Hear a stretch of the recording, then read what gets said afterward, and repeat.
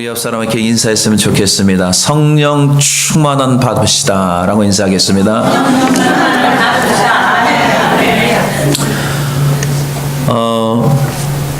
제가 1998년도에 유학을 오고 1999년도에 대학원 뉴올리언즈 세미나리를 들어갔습니다. 근데 들어가고 난 후에 저와 제 아내가 어떤 마음이 있었냐면은, 하나님, 정말 해외 선교를 꼭 한번 좀 가고 싶습니다.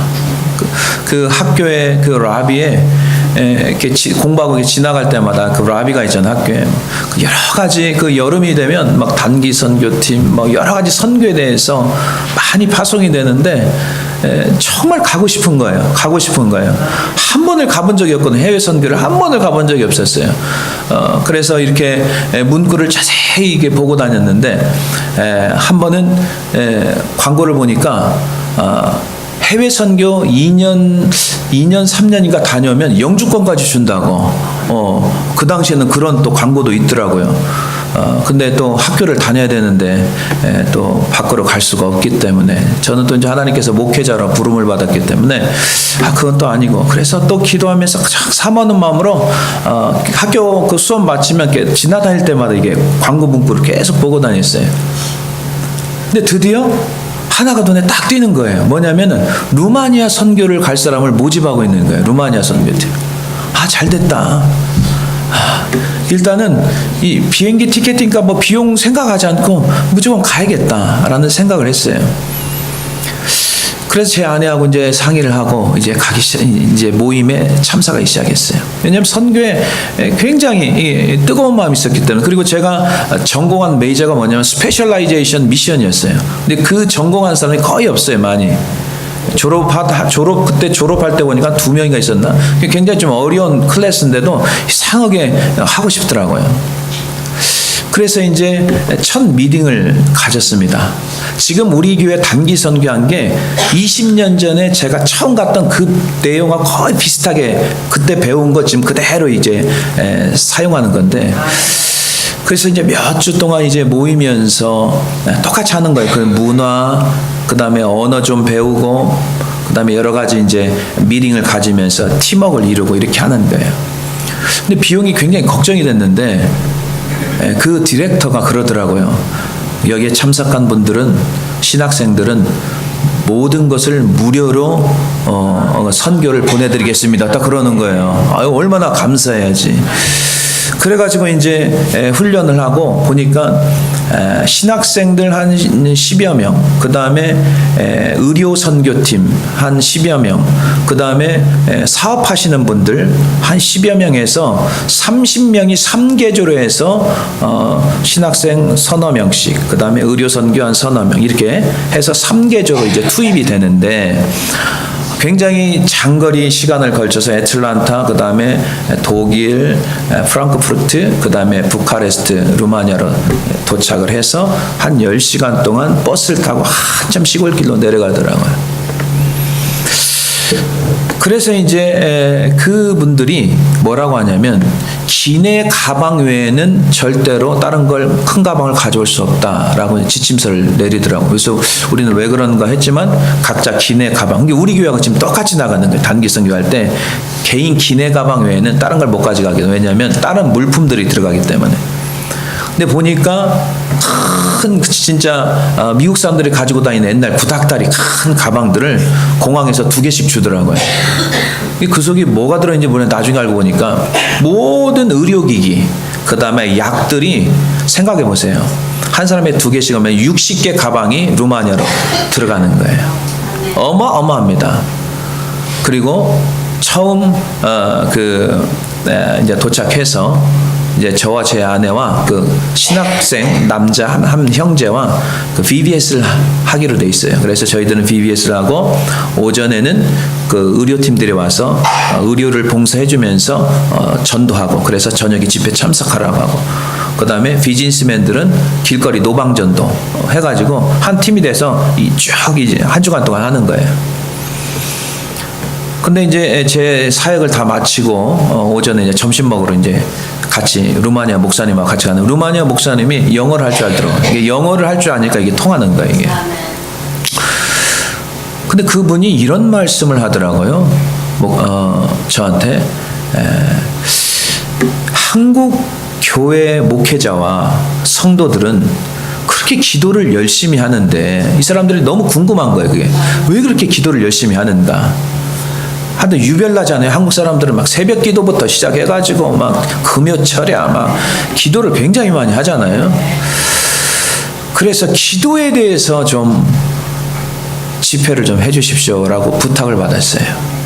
근데 저는 그걸 하러 간 게 아니고 BBS를 하러 간 건데, 오케이, 그러면은 수요일 날 그 말을 하더라고요. 그러면 저한테 시간을 좀 주십시오. 금요일 날 집회를 하겠습니다. 왜냐하면 저도 설교 원고를 작성을 해야 하잖아요. 그리고 또 영어로 해야 되니까 시간이 많이 걸린다고요. 그래가지고 열심히 이제 준비를 해서 주로 이제 간증식으로 저희 삼촌이 지금은 소천하시지만 하늘나라에 계시지만은 오래전에 병원에서 뇌에 문제가 있어가지고 병원에서 포기를 하고 모든 그 자녀들이 안 된다. 이제 수술하고 그냥 끝내자 이런 식으로 됐어요. 그 당시에는 머리에 이렇게 손을 대면 거의 99%는 살 가망이 없습니다. 그때 저희 어머니가 예수님을 다시 예수님 앞에 돌아와서 철야 기도하고 새벽에 기도하고 막 기도에 불이 붙었을 때인데 조카들한테 너희들이 만약에 수술을 한다면 너희들 나 다시는 볼 생각하지 말아라. 절대로 수술을 하면 안 된다. 왜냐면 병원에서 다 포기했어요. 수술해도 안 되고 그냥 집에 가도 안 되는데 몸에 손대지 말으라고 합니다. 그래서 조카들이 그때 당시에 고모 말을 잘 들었기 때문에 수술을 안고 집으로 모셔다 드렸어요. 그러면서 계속 새벽이고 아침이고 기도를 계속 하는데 집에는 죽은 송장입니다. 왜냐하면 병원에서 이제 장례식 준비하라고 했으니까. 그래도 어머니가 눈물로 계속 기도하면서 찾아가고 또 손을 얹고 기도해주고 그 다음에 미음을 좀씩 들게 하니까 이 삼촌이요 점점점 몸이 하나씩 살아나기 시작하는 거예요. 그래가지고 이분이요 나중에 회복이 돼가지고 장로님까지 다 사역을 마치고 하나님의 부르심을 받은 줄로 믿습니다. 이런 스토리 또 하나님의 치유에 대한 스토리를 설교에 넣어서 기도가 얼마나 중요한지를 크리스찬들이 그에 대한 메시지를 준비를 해서 선포하기 시작했습니다. 찬양을 하는데요. 가슴이 굉장히 뭉클하더라고요. 그분들이 너무너무 불쌍하게 보이는 거예요. 교회 나오신 분들이. 근데 나중에 알고 보니까 루마니아 그 시골에서도요. 너무 어렵고 힘드니까 막 젊은 사람들이 아이만 낳고 다 그냥 도시로 가버리고 아이들 고아들이 그렇게 또 많아요. 아이들이 그냥 버려진 아이들이 너무너무 많은 거예요. 후진국들이 대부분 그렇거든요. 그래서 찬양을 하는데 그냥 우리 그 나라 옛날 그 민족들 그 고통과 고난 당했던 우리 민족이 한해 민족이잖아요. 그런 마음이 동일하게 느끼면서 굉장히 가슴이 좀 아프고 그렇더라고요. 그래서 메시지를 전하면서 마지막에 그 루마니아 목사님한테 이렇게 부탁을 했습니다. 목사님, 한국식으로 주여 삼창하고 통성기도를 할 겁니다. 통성기도는 큰 소리를 하나님 앞에 간절히 부르짖는 거니까 정말 고통받고 또 상처받고 뭐 문제 있거나 하나님 앞에 다 아뢰는 시간을 가집시다. 근데 주여 삼창을 그냥 한국식으로 해주세요. 그냥 그랬어요. 뭐 로드 하지 말고 그냥 주여 이걸 그대로 하라고 했어. 그냥 그랬더니 성도들한테 통역을 그대로 했어요. 그냥 주여 하고 다 같이 손을 들면서 통성으로 기도를 하기 시작했습니다. 그랬더니 성령이 얼마나 강하게 역사하시는지 이분들이 막 눈물을 흘리면서 기도를 하기 시작하는 거예요. 얼마나 가슴에 맺힌 게 뭔가 맺힌 게 많은지 기도를 하기 시작했습니다. 계속 한참 동안 기도하고 이제 마쳤는데 이 사람들이 교회 좀 하는 이 건물 옆에 뒷동산이 있더라고요. 이 사람들 집을 안 가요. 그러면서 3, 3, 5 짝을 지면서 같이 모여서 기도하기 시작하는 거예요. 계속 기도하는 거예요. 아이들은요 교회당 앞에 나와서 이렇게 다니길래 야 너희들 이리 와봐라. 기도를 너희들 배워야 된다. 그래서 영어를 근데 아이들이 영어를 좀씩 알아듣더라고. 그래가지고 아이들을 이렇게 초등학생 아이, 조그마한 아이들이에요. 무릎을 꿇혀놓고 같이 막 기도를 가르쳐주기 시작했어요. 계속 그 아이들도 막 기도하고 어른들도 기도하고 완전히 교회가 불덩이가 된 거예요. 막 뜨겁게 성령의 역사 되는 거예요. 어떤 일이 그때 깨달았냐면요, 루마니아 사람들이 루마니아 사람으로 안 보이더라고요. 뭘로 보이냐면은, 교회 다닌 사람들은 한 형제 자매, 예수 그리스도의 피로 말미암아 브라더 앤 시스터가 됐잖아요. 한 형제 자매로 보이고, 믿지 않는 사람들은 어떤 사람으로 보이냐면은 잃어버린 영혼으로 보이기 시작했습니다. 그냥 루마니아 사람으로 보이는 게 아니고 잃어버린 영혼으로 보이기 시작한 거예요. 여러분, 성령이 역사하면요, 성령 충만 받아서 성령이 역사하면 주변 사람들을 주변 사람으로 보이지 않아요.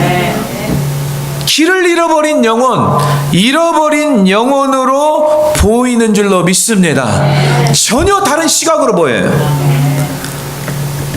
아직 예수를 영접하지 않는 영혼을 교회 밖에서나 교회 안에서 보게 되면 그토록 주님이 찾았던 잃어버린 한 어린 양, 100마리 중에 99마리 있는데 한 마리가 없잖아요.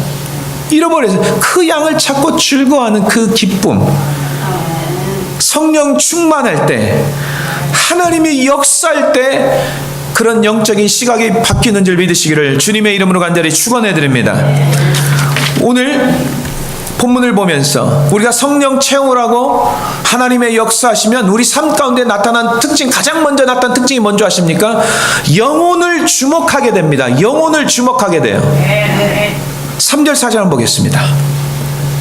시작. 그가 베드로와 요한이 성전에 들어가려 함을 보고 구걸하거늘 베드로가 요한과 더불어 주목하여 이르되 우리를 보라 하니, 이렇게 나와 있습니다. 여러분, 오늘 본문은요, 제자들이 성령 충만 받고 가장 첫 번째 기적의 역사가 안진뱅이 일으키는 사건입니다. 여러분, 사도행전 1장에 보면은 예수님께서 40일 동안 제자와 함께 하시고요, 뭐라고 했습니까? 너희가 예루살렘을 떠나지 말라. 오직 성령이 임하면 너희가 권능을 받는다고 했어요. 예루살렘과 온 유다와 사마리아 땅끝까지 이르러 내 증인, 예수의 증인이 된다고 했어요. 근데 제자들 떠나지 않고요, 120명이 마가의 다락방에서 정말 뭐 했냐면요, 전심으로 기도했습니다. 성경에 합심해서 정말 다 같이 기도했다고 했습니다. 그랬더니 오순절 마가의 다락방에 뭐가 임했습니까? 성령이 임한 줄로 믿습니다. 성령이 임하니까 제자들이 완전히 다른 사람이 된 거예요. 복음서의 제자들은요, 껍데기 신앙이었어요. 예수님을 같이 밥 먹고 말씀 듣고 했지만 변화가 전혀 없었어요. 그냥 어떻게 하면은 자기들이 높은 위치에 올라갈까, 세속적인 생각으로 가득 차 있습니다. 여러분, 우리가 성령 충만 받지 않으면요, 모든 게 다 세속적입니다. 세상적입니다. 교회 다니면서 하나님을 이용해서 자기 뜻을 이루려고 하고 야망을 이루려고 하는 게 너무 많은 거예요. 그러나 성령 충만 받고 제자들이 뭔지 아십니까? 복음을 전하기 시작한 줄로 믿습니다. 복음을 전했어요. 베드로가 복음 전 3,000명이 회개하고 주님 앞에 돌아옵니다. 형제 어찌할꼬 마음이 찔렸다고 했습니다. 복음을 들어서 예수 믿지 않는 사람들이 마음이 찔렸습니다. 회개하라. 너희가 침례를 받고 성령을 선물로 받는다고 했습니다. 그러면서 그 사람들을 기초로 해서 초대교회가 세워지기 시작합니다. 제자들도 복음서에는 기도했단 구절이 한 번을 나오지 않습니다. 예수님께서 기도하라고도 기도를 하지 않습니다. 한시라도 너희가 깨어있지 있을 수 없느냐. 또 졸고 잡니다. 마음은 원이로되 육신이 약하다고만 합니다. 기도한 적이 없습니다. 기도 안 하면 껍데기 신앙이 될 수밖에 없습니다. 성령의 역사가 없습니다. 본문 3장에 베드로와 요한이 성전에 올라가서 기도하러 올라갑니다. 근데 거기에 누가 있습니까? 성경에 보니까 태어나면서 나면서부터 안진뱅이. 그러니까 처음에는 집에 있었겠죠, 어렸을 때는요. 그러나 이 사람도 먹고 살아야 되니까 어떻게 해서든지 구걸을 하서라도 먹어야 되겠죠. 사람들이요, 성전 미문에다가 앉혀놓습니다. 그리고 저녁 되면 또 데려가겠죠. 성경에 보니까 날마다 이렇게 나와. 날마다. 베드로와 요한이 이 사람을 처음 본 게 아니에요. 베드로와 요한이 평소에 성전을 안 다녔겠어요? 출입을 했을 거예요. 근데 이 사람을 그냥 구걸하는 거지로밖에 보이지 않았던 거예요, 그전에는요. 그러나 그러나 성령을 받으니까 이 사람이 어떻게 보이냐면요, 잃어버린 한 영혼으로 보이는 줄로 믿습니다. 잃어버린 영혼으로 보이기 시작하는 거예요. 성령을 받아야 예수 믿지 않는 영혼들이 잃어버린 영혼으로 보이는 거예요.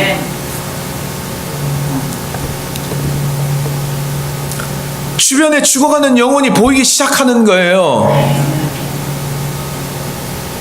가족도요, 예수 믿지 않는 가족 있으면요, 그냥 엄마 아빠가 아니고 잃어버린 영혼으로 보인다니까요. 성령이 충만함 받으면요, 그냥 우리 엄마 아빠 이 수준이 아니라요, 우리 친척 이 수준이 아니라 잃어버린 한 영혼으로 보이기 시작하는 거예요. 10년 전에 인도네시아로 유수를 내리고 단기 선교를 처음 갔어요. 우리 교회에서 최초로 갔습니다. 자카르타에서 저는 까데시 신학교에 집회가 있어서 자카르타에 머물러 있었고, 그 다음에 우리 선교팀은 우리 집사님을 통해서 미리 보냈어요. 스마랑 있는 곳에 비행기를 타고 미리 갔어요. 자카르타에서 이제 신학교 집회를 합니다. 한 100여 명들이 남자 여자 신학생들 모여서 말씀을 사모하고 듣습니다. 그리고 주말에는 또 어느 조만한 교회 설교 부탁을 해서 교회 설교를 하고, 그 다음에 우리 한국 아이들, 티네이저들 또 세미나가 있어서 잠깐 해주고, 그런 일들이 좀 스케줄에 있었어요. 근데 그 시골 교회를 가는데요, 편도 2차선이거든요.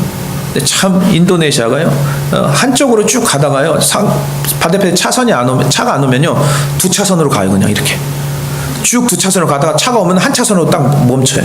한 차선으로 뭉쳤다가 없으면 2차선으로 가고, 완전히 무법지대. 근데 거기서 뭘 봤냐면요, 양쪽에 길거리예요. 아이들이 그냥 앉아 있는 거예요. 담배 피는 아이들도 있고, 그냥 너저시 그냥 죽어 있는 시체처럼 쭉 앉아 있는 거예요. 제가 물어봤어요, 통역하는 분한테. 저 아이들이 왜 학교를 안 갑니까?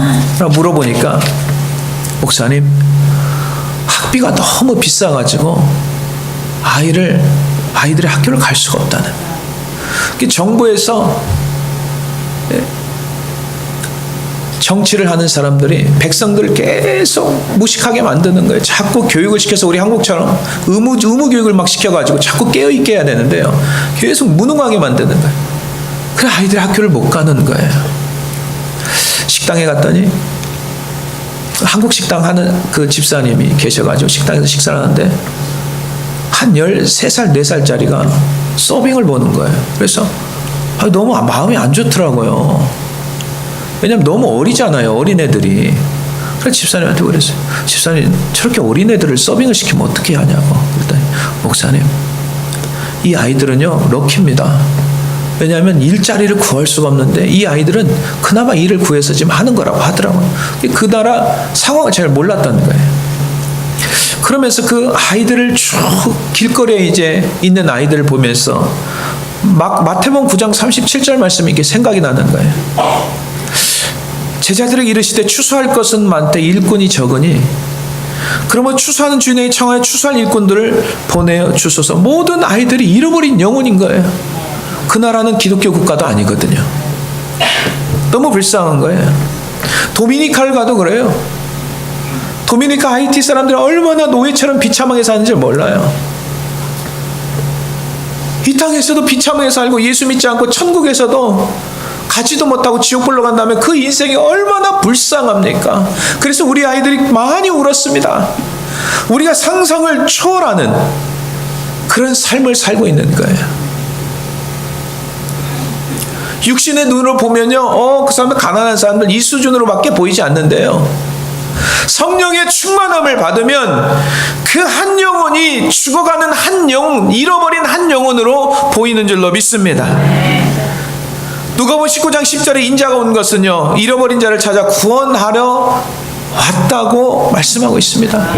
여러분, 이 세상에서 가난한 사람들, 잃어버린 영혼이 있자면요, 부자들도 잃어버린 영혼이 많아요. 성경에 삭개오가 그런 사람 아니에요? 그 동네 사람한테 왕따 당한 사람. 왜냐하면 삭개오는요, 세리장이었거든요. 부자였어요. 굉장히 부자예요. 그런데 그 당시에 텍스를요 다 로마에다가 보내잖아요. 백성들, 이스라엘 백성들 텍스를 막 착취해가지고 자기도 먹고, 그러다 보니까 사람들이요 완전히 이 사람은요 내놓은 사람이에요. 본인은 가진 게 많아요. 지주유지입니다. 그러나 외로운 사람이에요. 뭐가 더 외로웠냐면요, 영혼이 주님을 만나지 못한 그 외로움이 있습니다. 죄 문제를 해결하지 못한 그 외로움이 있습니다. 그래서 예수님이 오신다는 소식을 듣고 무화과나무에 올라가잖아요. 뽕나무에 올라갑니다. 정말 예수님을 만나고 싶었거든요. 근데 예수님이 삭개오의 마음을 이미 알잖아요. 예수님은 하나님이시기 때문에. 삭개오야 내려와라, 내가 너희 집에 유하야겠다. 그랬더니요 삭개오가 어떻게 했어요? 누가복음 19장 6절에 급히 내려왔다고 했어요. 그리고 즐겁게 주님을 영접했다고 했습니다. 주님을 영접해야 되는 거예요. 사람들은요 예수 수군거립니다. 어떻게 예수님이 죄인의 집에 들어갑니까? 라고 수군거립니다. 누가복음 19장 7절 보겠습니다. 육신의 눈으로 보면요 죄인입니다. 비판받아야 될 사람입니다. 그러나 하나님의 눈으로 볼 때 잃어버린 영혼인 거예요. 하나님의 눈, 성령 충만의 하나님의 눈으로 우리가 볼 수 있습니다. 누가복음 19장 7절에 무사람이 보고 수군거려 이르되 저가 죄인의 집에 유하려 들어갔도다 하더라, 이렇게 나옵니다. 하나님의 마음이 전혀 없는 거예요. 여러분, 우리 주변에 거지들도 있습니다. 가난한 사람이 있습니다. 뭘 저렇게 게을러가지고 그렇게 사느냐, 비판적일 수 있습니다. 그러나 그 영혼도 하나님이 찾는 불쌍한 영혼인 줄로 믿습니다. 기도하지 않고 성령으로 충만하지 않고 껍데기 신자로 다니게 되면 내가 다 판단하고 정죄하고 수군거립니다. 저 사람은 안 돼, 저 사람은 돼, 안 돼, 안 돼. 내가 재판장입니다. 영적인 눈이 열리기 위해서는 하나님의 영으로 충만해져야 될 줄로 믿습니다. 하나님이 지배를 해야 돼요. 성령이 나를 지배를 해야 돼요. 그러면 내 주변 사람들이 다르게 보이는 거예요. 오늘 또 여러분들이 말씀을 깨닫고 성령 충만받고 성령이 역사하셔서 잃어버린 영혼을 찾는 복된 인생이 다 되시기를 주님의 이름으로 간절히 축원해드립니다. 두 번째, 성령이 역사하시면 우리 삶에 나타난 특징이 있습니다. 그게 뭔지 아십니까? 예수의 이름을 전해줍니다. 예수의 권세로 새로운 인생을 살게 해줍니다. 그게 5절 6절에 나와 있습니다. 시작. 그가 그들에게서 무엇을 얻을까요? 바라보거늘 베드로가 이르되 은과 금은 내게 없거니와 내게 있는 이것을 내게 주노니 나사렛 예수 그리스도의 이름으로 일어나 걸으라 하고. 아멘. 나사렛 예수 그리스도의 이름으로. 예수 그리스도의 이름 앞에 모든 만물이 다 복종한 줄로 믿습니다. 제자들이 성령 충만함을 받으니까 성전 출입하면 평소에 봤을 거예요. 계속 성전을 출입하니까 그 사람이 이제는 거지로 보이지 않는 거예요. 잃어버린 한 영혼으로 보이기 시작합니다. 잃어버린 영혼을 성경에 보니까 주목했다고 합니다. 주목했다고 나옵니다. 안진뱅이 거지는 날마다 평소에 하던 대로 구걸했을 거예요. 사람들 쳐다보면서, 지나간 사람들 혹시나 한 푼 안 주나 또 돈 안 주나 쳐다봤을 거예요. 늘 똑같은 대로. 그래서 주목하라 그러니까 5절에 거지가 무엇을 얻을까 바라봤다고 했어요. 나 오늘도 1불 주시겠죠? 기분 좋으면 10불? 그거 계속 바라보고 있었어요. 그랬더니 베드로가 뭐라고 합니까? 은과 금은 내게 없거니와 내게 있는 것을 내게 주노니 나사렛 예수 그리스도 이름으로 일어나 걸어라. 아멘. 물질은 그 사람을 영원히 행복하게 할 수는 없어요. 영생을 줄 수 없어요. 잠시 동안 도움이 될 수는 있지만 평생에 도움이 될 수 있는 것은 바로 예수 그리스도를 믿고 예수의 권세를 가지고 살아는 것인 줄로 믿습니다.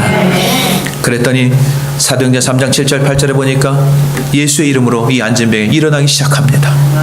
7절에 보니까 오른손을 잡아 일으키니 발과 발목이 곧 힘을 얻고, 저는 이 단어가 굉장히 중요하다 봐요.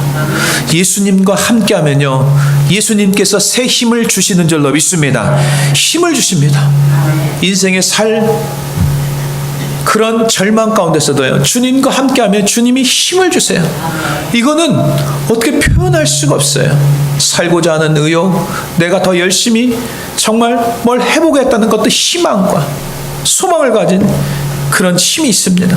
그랬더니 이 안전병이 8절에 보면 뛰어서서 걸으며 그들과 함께 어디로 들어가 성전으로 들어가면서 걷기도 하고 뛰기도 하며 누굴 찬송했습니까? 하나님을 찬송했다고 나와 있습니다.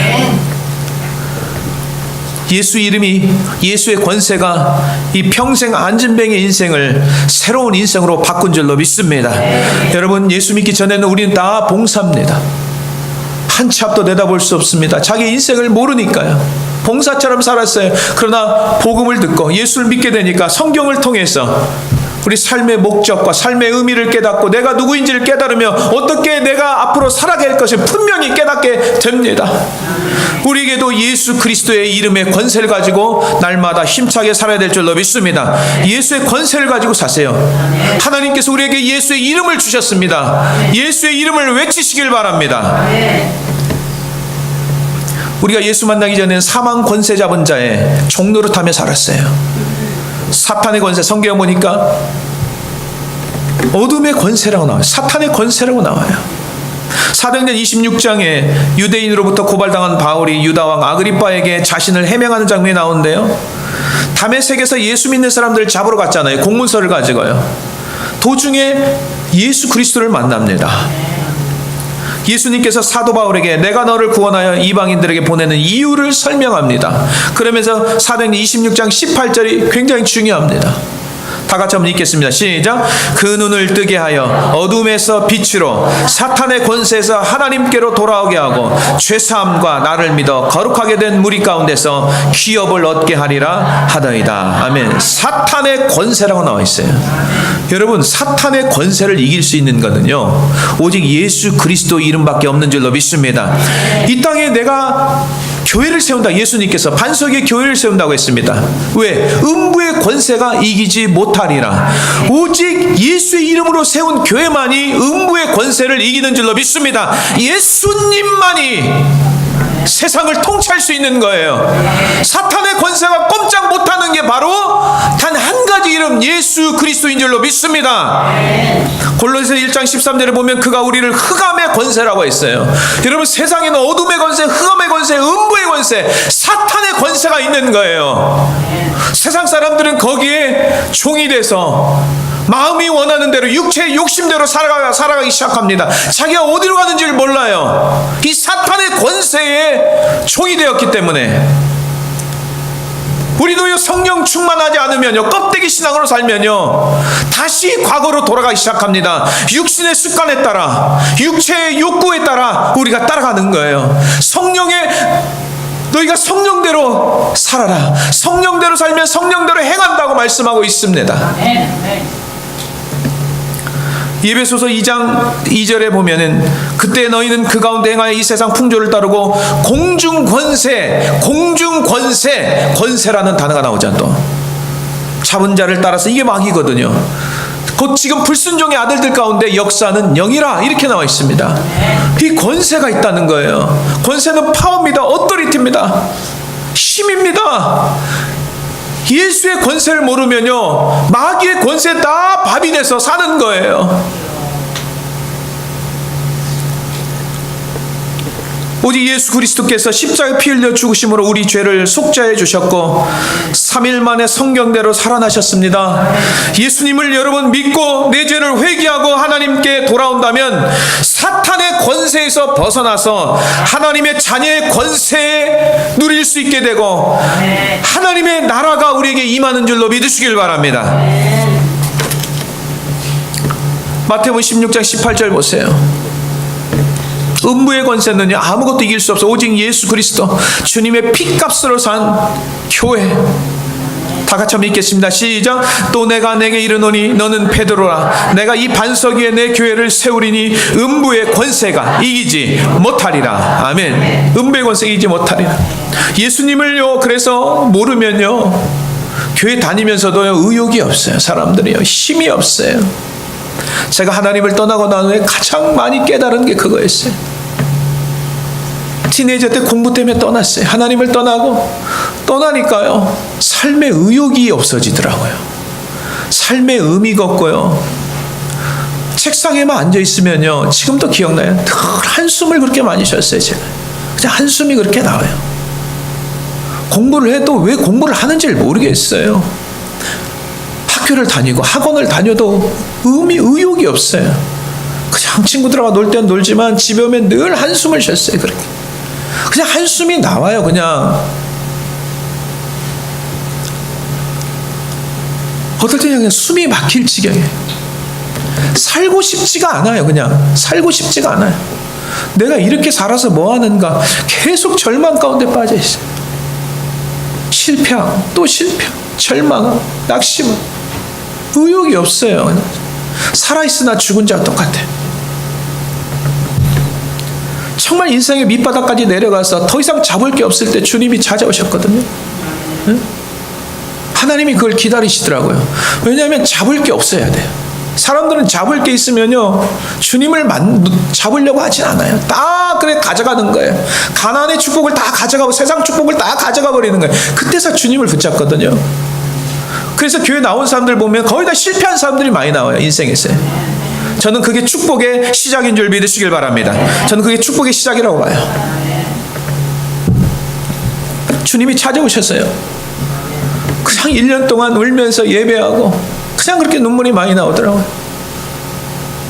내 죄를 위해서 십자가에 피 흘리신 주님 때문에 눈물 나오고 나 같은 정말 실패자를 주님께서 다시금 생각하셔서 구원시킨 거에 대해서 너무 감사하더라고요. 어찌 눈물 없이 교회를 다니면서 하나님 앞에 예배 드릴 수 있어요. 근데요 중요한 건 뭐냐면 환경은 바뀐 게 아니에요. 환경은 똑같아.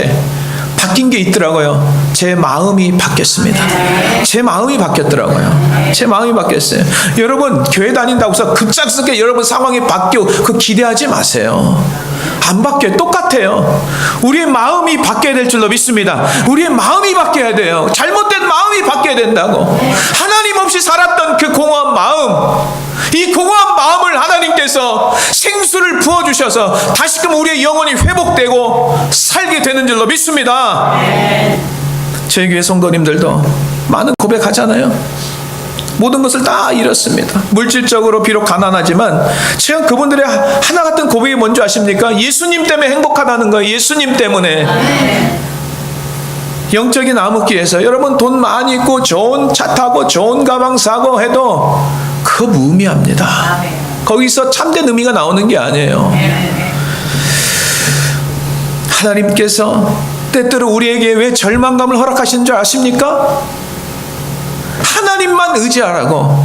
Only Jesus, Only God. 하나님만 의지하라고 다 가져가시는 거예요. 때로는요. 하박국 3장 보면은 하박국 선지자는요 하나님의 능력이 있는데 왜 예루살렘을 멸망하시는가 이해를 못했어요.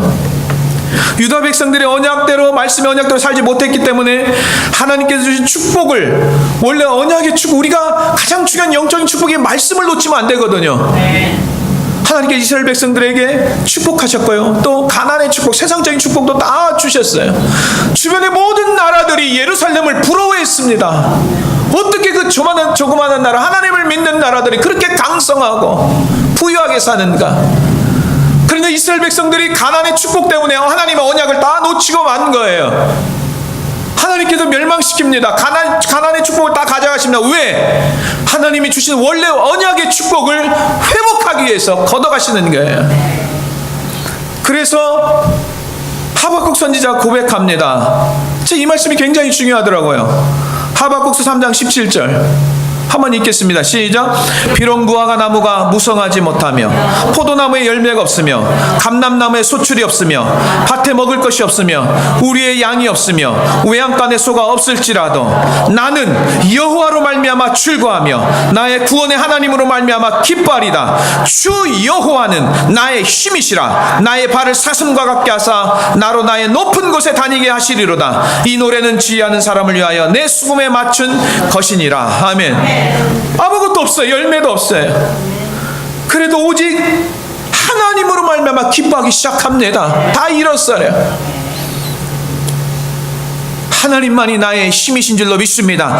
하나님을 기쁘게 사는 게 나의 힘이래요. 아멘. 여러분, 우리의 영적인 파워가 어디서 나온지, 삶의 의욕과 힘이 어디서 나온지 아십니까? 하나님을 기쁘시게 하면 하나님께서 여러분들에게 새 힘을 주시는 줄로 믿습니다. 굉장히 중요한 원리입니다. 왜? 하나님의 언약을 다시 찾기 위해서 가나안의 축복을 다 걷어가시는 거예요. 여러분, 가나안의 축복 걷어가신다고 슬퍼하지 마세요. 그 회복하는 것은 시간 문제예요. 하나님께 그거 다시 주는 건 시간 문제. 중요한 것은 하나님의 언약의 말씀을 놓치지 마시고 사시길 바랍니다. 사랑하는 성도 여러분, 세상의 무거운 짐으로 힘들고 답답한 적이 있습니까? 하나님께서 죄사함받은 성도에게 예수의 이름에 권세를 주셨습니다. 여러분, 낙심하고 좌절할 필요 없어요. 왜?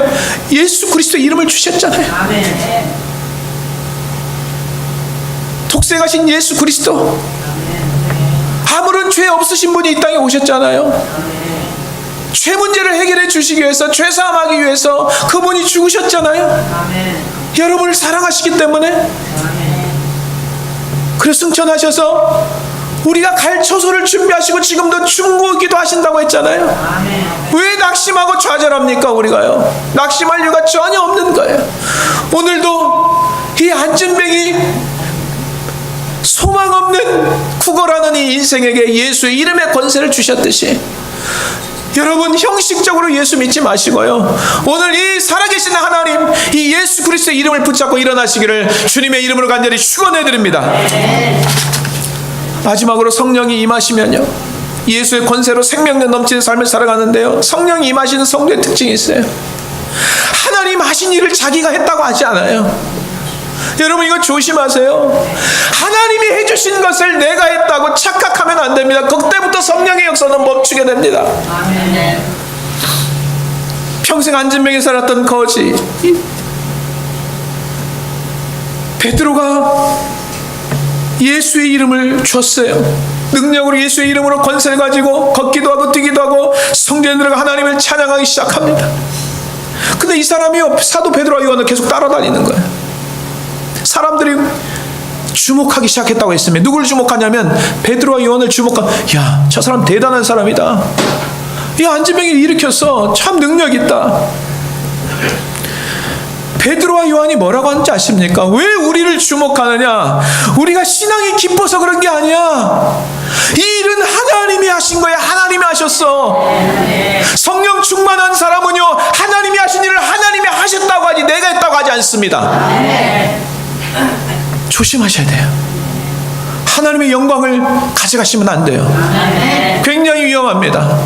왜 사람들이 변질되는지 아십니까? 왜 목회자들이 변질되는지 아십니까? 하나님이 하신 일을 내가 했다고 하니까 그래요.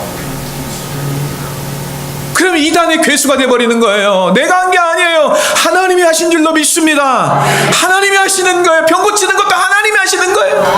내가 능력이 있어서 하는 게 아니고요. 사도행전 3장 13절 이렇게 나와 있습니다. 아브라함과 이삭과 야곱의 하나님 곧 우리 조상의 하나님이 그의 종 예수를 영화롭게 하셨느니라. 너희가 그를 넘겨주고 빌라도가 놓아주기로 결의한 것을 너희가 그 앞에서 거부하였다. 이렇게 나와 있습니다. 이를 행하신 분은 아브라함과 이삭과 야곱의 하나님이시며 우리 조상의 하나님이라는 것을 분명히 말씀하고 있는 거예요. 사람들이 막 주목하기 시작하잖아요. 사도행전 14장에 보면은 바울과 바나바가 이고니온의 복음을 전하다가 순종하지 않는 사람들이 막 파당을 선동해가지고 바울과 바나바를 막 죽이려고 합니다. 그러자 루스드라 지방에 가서 복음을 전합니다. 근데 나면서 걸어보지 못한 한 영혼이 있는데요, 보니까요, 믿음이 들어가 있는 거야. 설교하다 보면 알거든요. 저 사람이 정말 하나님의 말씀을 먹는지 안 먹는지 금방 그게 드러나거든요. 그래서 바울이 그 사람에게 일어나라, 예수의 능력이 일어나라 그랬더니 그 사람이 걷기 시작합니다. 근데 사람들이 또 주목하기 시작하는 거예요. 바나바를 제우스라고 바울을 헤르메스라고 합니다. 그리고 막 이 사람들 앞에 이 사람을 놓고 신이라고 하고 막 제사를 지내려고 합니다. 바울과 바나바가 옷을 찢습니다. 우리는 당신과 같은 성정이다, 같은 사람이다, 이 일을 하시는 분은 하나님이라고 말씀하고 있습니다. 그게 사도행전 14장 15절에 나와 있습니다. 다 같이 한번 읽겠습니다. 시작. 어찌하여 이러한 일을 하느냐? 우리도 여러분과 같은 성정을 가진 사람이라. 여러분에게 복음을 전하는 것은 이런 헛된 일을 버리고 천지와 바다와 그 가운데 만물을 주시고 살아계신 하나님께 돌아오게 함이라. 아멘. 아멘. 성령 충만한 자는 하나님이 하시는 일을 마치 내가 한 것처럼 속이지 않습니다. 육신으로 충만한 자는 하나님의 일을 마치 자신이 한 것처럼 속입니다. 하나님께 영광 돌려야 될 것을 자신이 영광을 탈취해 갑니다. 저희 교회는 치유의 역사가 굉장히 많이 일어납니다. 제가 신학교 때부터 하나님 앞에 간절히 기도한 게 있습니다. 하나님, 부족한 종에게 하나님 치유의 능력 주셔서 기도할 때마다 병 고치는 놀라운 능력의 역사가 일어나게 해달라고, 그리고 하나님 이 땅에서 가장 쉬운 설교 해달라고 늘 기도했던 게 그겁니다. 지금도 그러거든요. 정말 하나님의 역사들이 많이 일어나요. 며칠 전에도 다리 아프신 분 오셔가지고 새벽 기도 전에 와서 기도해달라고 간절히 기도합니다. 그 다음날 많이 좋아졌다고, 회복됐다고 말씀하고 있는 거예요. 누가 하셨어요? 하나님이 하셨습니다. 우리는 믿음을 가지고 제가 능력이 있어서 고치는 거 절대 안 됩니다. 우리는 병 고침을 받아오는 사람 믿음 가지고 나오세요. 저도 믿음 가지고 기도합니다. 그리고 하늘에서 하나님께서 믿음 가지고 나온 불쌍한 영혼들에게 고쳐주시고 치유하여 주시는 줄로 믿습니다. 지도자들에게 위험한 게 바로 이거예요. 유혹될 수 있는 게 뭐예요? 막 사람들이 막 칭찬할 수 있잖아요. 칭송할 수 있잖아요. 자칫 잘못하면 내가 하는 줄 알아요. 굉장히 내가 있다고 생각하는 그 순간에 성령의 역사는 중단됩니다. 사랑하는 성도 여러분, 하나님이 우리에게 얼마나 많은 은혜를 주십니까? 값진 은혜를 주십니까? 우리가 교회 주일 할 수 있는 것도 하나님이 힘 주시기 때문에 할 수 있습니다. 하나님 하신 거예요. 하나님 하셨다고 고백하세요. 여러분들에게 재능 주신 것 하나님이 주신 거예요. 하나님이 하신 거예요. 할렐루야. 하나님 하신 거예요. 사랑하는 성도 여러분, 우리 안에 계신 성령으로 충만하면 내 주변 사람들을 보는 시각이 달라집니다. 잃어버린 영혼으로 보이게 됩니다.